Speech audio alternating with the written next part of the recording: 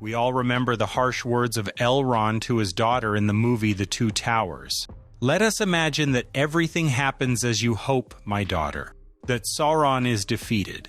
That against all odds, Aragorn survives and returns from the war. That you and he live together happily for many years. Even so, Aragorn will still grow old and die. And what will happen to you then? You will become a shadow, wandering in deep sorrow beneath the trees until nothing remains. Whether by the sword or the slow decay of time, Aragorn will die. If Sauron is defeated and Aragorn made king and all that you hope for comes true, he will still have to taste the bitterness of mortality. Yet despite all the warnings, as we know, Arwen chose to stay and marry Aragorn.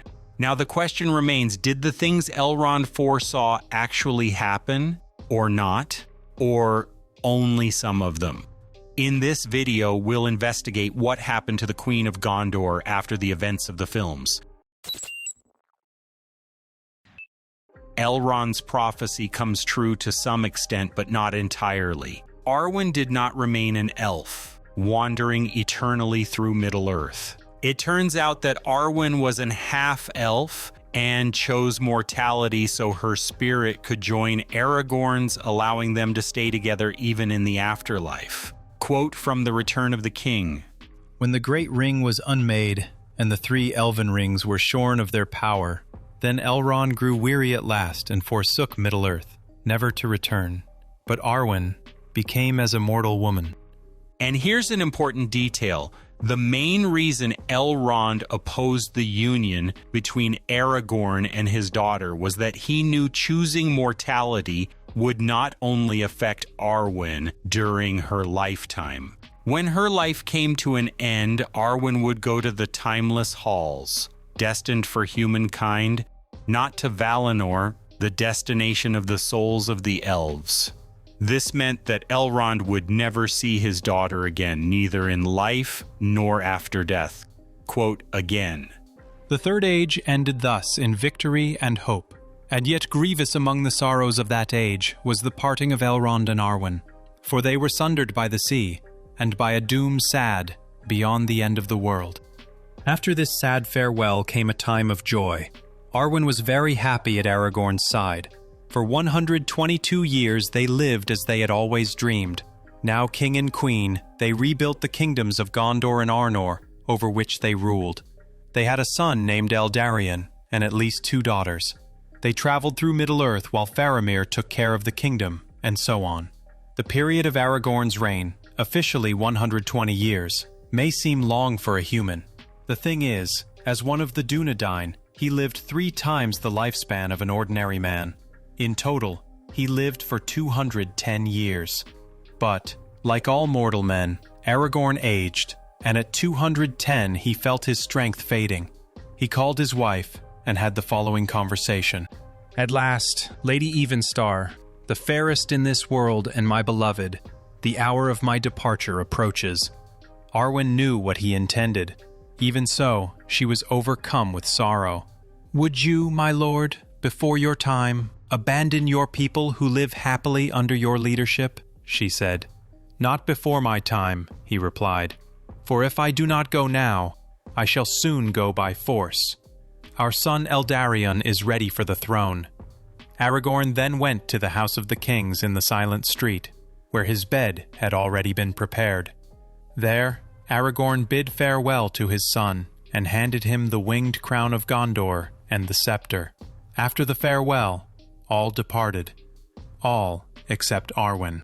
Here, things get quite sad because Arwen begins to despair and plead for Aragorn to stay. Aragorn then explains that he had no choice and that it was not something he did joyfully, but if he did not depart with dignity at that moment, Arwen would see him waste away. Quote, Then all left him save Arwen, and she stood alone by his bed. And for all her wisdom and lineage, she could not forbear to plead with him to stay yet for a while. She was not yet weary of her days, and thus she tasted the bitterness of the mortality that she had taken upon her. "Lady Undómiel," said Aragorn, "the hour is indeed hard. Yet it was made even in that day when we met under the white birches in the garden of Elrond. Take counsel with yourself, beloved, and ask whether you would indeed have me wait until I wither and fall from my high seat unmanned and witless. Nay, lady, I am the last of the Númenóreans and the latest king of the elder days, and to me has been given not only a span thrice that of men of Middle-earth, but also the grace to go at my will and give back the gift. I speak no comfort to you, for there is no comfort for such pain within the circles of the world. Now, therefore, I will sleep." A note here. Arwen did not call Aragorn Aragorn. She referred to him as Estelle, because that was the name Elrond had given him when he was young. This detail is important to understand the following passage. "I say to you, King of the Númenóreans, not till now have I understood the tale of your people and their fall. For if this is indeed, as the Eldar say, the gift of the one to men, it is bitter to receive." "So it seems," he said, "but let us not be overthrown at the final test. In sorrow we must go, but not in despair. Behold, we are not bound forever to the circles of the world, and beyond them is more than memory. Farewell." "Estelle! Estelle!" she cried, and with that, even as he took her hand and kissed it, he fell into sleep. Then a great beauty was revealed in him, so that all who after came there looked on him in wonder, for they saw that the grace of his youth and the valor of his manhood were blended together, an image of the splendor of the kings of men.